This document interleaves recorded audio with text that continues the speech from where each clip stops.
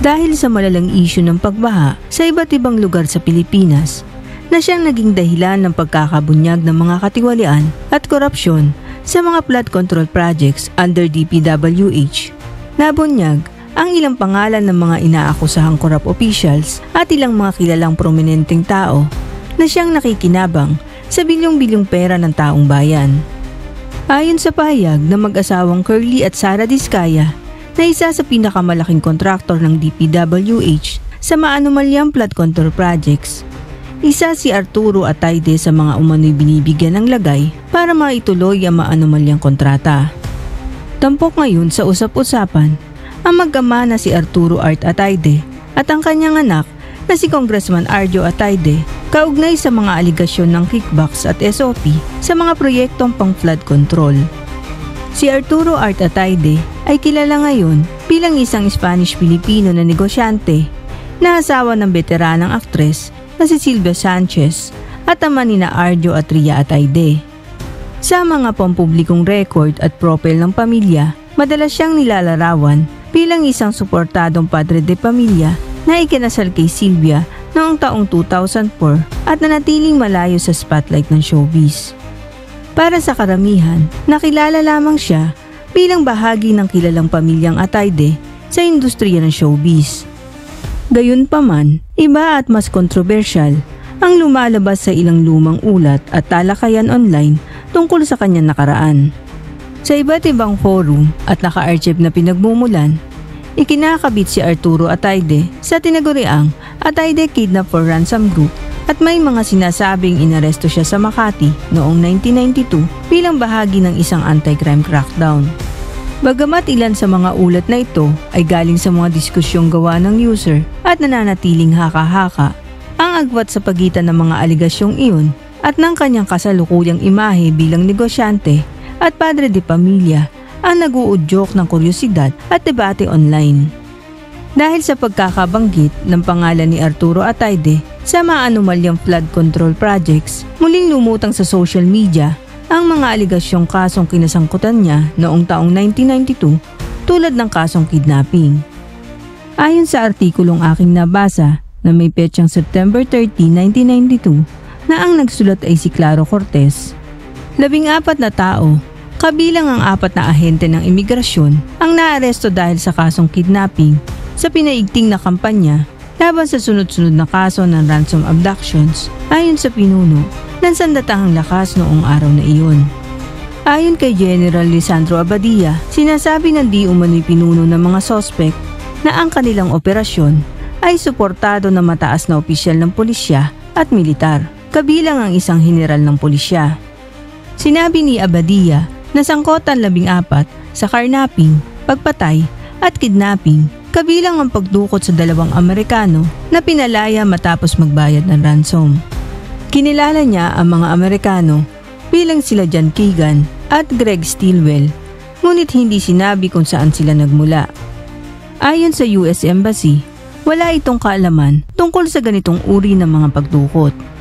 Isang negosyanteng taga-California na nagngangalang Michael Barnes ang dinukot noong January at pinalaya makalipas ang 3 buwan. Ang mga pag-aresto ay kasunod ng sunod-sunod na pagdukot at iba pang krimen na ayon sa maraming Pilipino ay gawa ng mga tiwaling pulis at sundalo. Si dating Pangulong Fidel Ramos na nahalal noong Mayo sa plataporma ng Law and Order ay humiling sa Kongreso na ibalik ang parusang kamatayan para sa kidnapping at iba pang mabibigat na krimen. Sinabi naman ni dating pangalawang Pangulo Joseph Estrada na siyang tagapangulo ng Presidential Anti-Crime Commission na hanggang 100 katao na karamihan ay mga Pilipino na may dugong Tsino ang dinukot nitong nakaraang 2 buwan. Dagdag pa ni Estrada, ang mga mayayamang Pilipino-Tsino ang madalas na nabibiktima dahil kadalasan ay tumatanggi silang makipagtulungan sa investigasyon ng pulisya dahil takot sila sa ganti. Sinabi ni Abadia na kabilang sa 14 na sospek ang 4 na opisyal ng Bureau of Immigration, isang ahente ng National Bureau of Investigation at isang pribadong sundalo ng hukbo.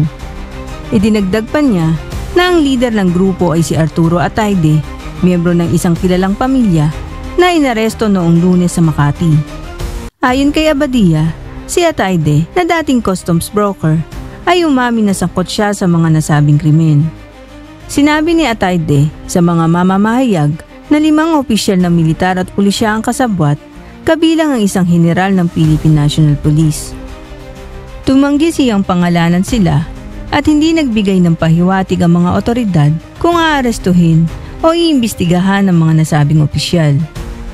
Dahil sa mga aligasyong krimen na dating kinasangkutan ni Arturo Ataide, marami sa ating mga kababayan ang naniniwala sa pahayag na mag-asawang Diskaya.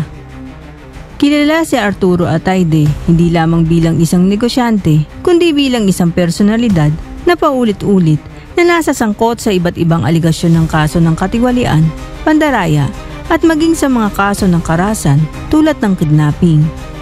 Ang kanyang masalimuot na nakaraan ay nagbigay ng bigat sa mga akusasyon laban sa kanya, lalo na't matagal nang umiikot ang pangalan niya sa mundo ng mga iligal na gawain. Kaya't para sa ilan, hindi na nakakapagtaka kung bakit muli na naman siyang nadadawit sa mga anomalya kaugnay ng bilyong-bilyong pisong flood control projects ng gobyerno.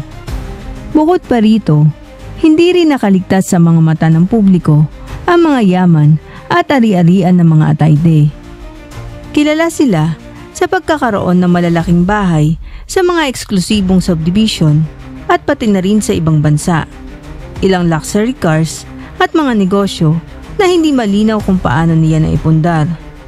Para sa marami, questionable kung paano niya na-afford ang ganitong karangyaan, lalo na't wala namang matibay na record ng lehitimong negosyo o pinagkakakitaan na makakapagpaliwanag sa kanyang marangyang pamumuhay. Para sa ilan, malinaw na ang mga yaman at ari-arian ng mga Ataide ay bunga ng mga aligasyong iligal na gawain at koneksyon sa mga tiwaling opisyal. Ang kanyang estilo ng pamumuhay ay nagsilbing simbolo ng malalim na sugat ng korupsyon sa ating bansa. Isang paalala kung paano ang pera ng taong bayan ay nagiging personal na kayamanan ng iilan. Maraming salamat sa panonood. Kung nagustuhan nyo ang video na ito, huwag kalimutang i-like, mag-subscribe at i-click ang notification bell. Hanggang sa muli, ingat po tayong lahat.